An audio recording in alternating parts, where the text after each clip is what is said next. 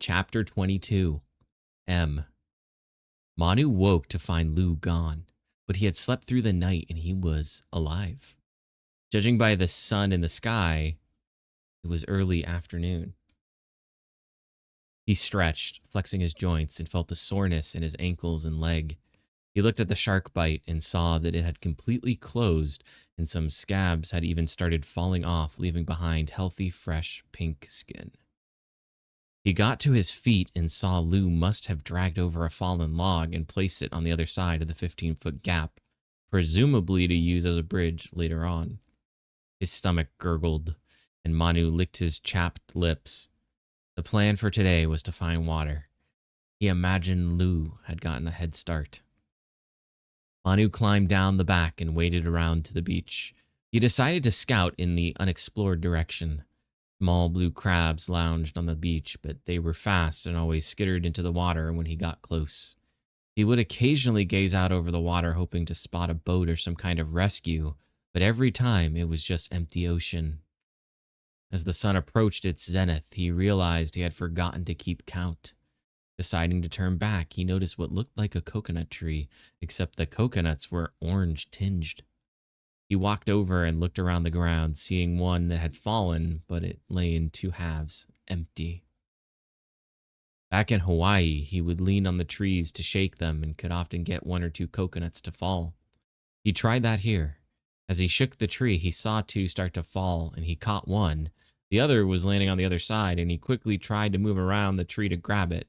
It struck the ground, landing on a rock, and exploded with a loud crack, ejecting orange, milky juice. Some of it splattered onto his shirt. It smelled citrusy.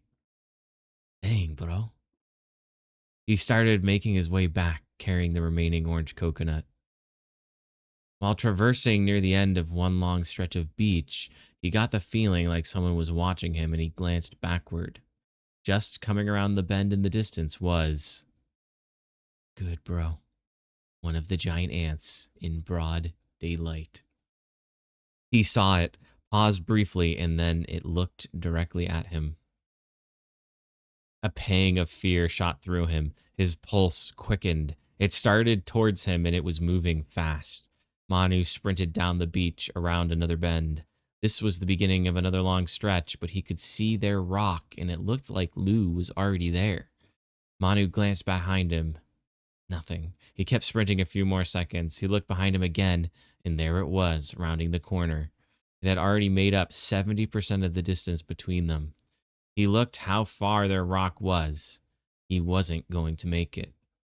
Manu remembered Lu telling him that the ants likely couldn't swim and decided to take the chance. He shoved the coconut under his shirt and ran into the water. He got waist deep, then kicked off the ground with his feet and dove in. When he surfaced, he looked behind him and saw 3 of the ants standing in the shallows, mandibles contracting in frustration, antennae straining. One of them had some orange coconut juice on its shell.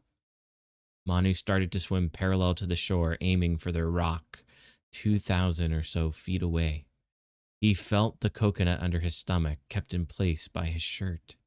He had to warn Lu the ants were out during the day. Manu swam most of the way using the front crawl technique, his head down, alternating left and right for breaths. When the rock was close, he looked up and saw the log bridge had somehow gotten place, and the ants, dozens of them, were lined up. The lead ones were standing on the bridge itself, but not moving forward. From his angle, he couldn't see what was happening, but he heard thuds. Not good, he thought. He reached the back where they had climbed up. A rock had been propped up against the wall where they had jumped up before. Manu stood on it and was able to reach the top with his hands. He quickly took out the coconut and placed it over the top. Then he took a deep breath and exploded upward. After a full night of rest, much of his power had returned, and he easily got a leg over and then pulled the rest up. Quickly getting to his feet, he saw that Lu was alive. He had taken up position at the very end of the bridge, so the ants had to come at him single file. He was wildly swinging his walking stick, somehow keeping the leader ant at bay. Lu! Manu! Lu was breathing hard. Manu, run into the water! A grunt as his branch hit the ant's mandible, locking it in place. The ant was swinging forwards with its sharpened forelegs, but they were just out of reach. Lou was trapped. If he let go, the ant would be on him. If he backed up, the ants behind would swarm. He could see Lou's feet starting to slide slowly backwards. Manu, go! An orange coconut exploded in the lead ant's face, splattering its eyes and antennae. Its front legs went up, trying to frantically clear off the substance. Manu wasn't listening. Manu was remembering. Dishonored brotherhood. Not this time, bro. Manu charged.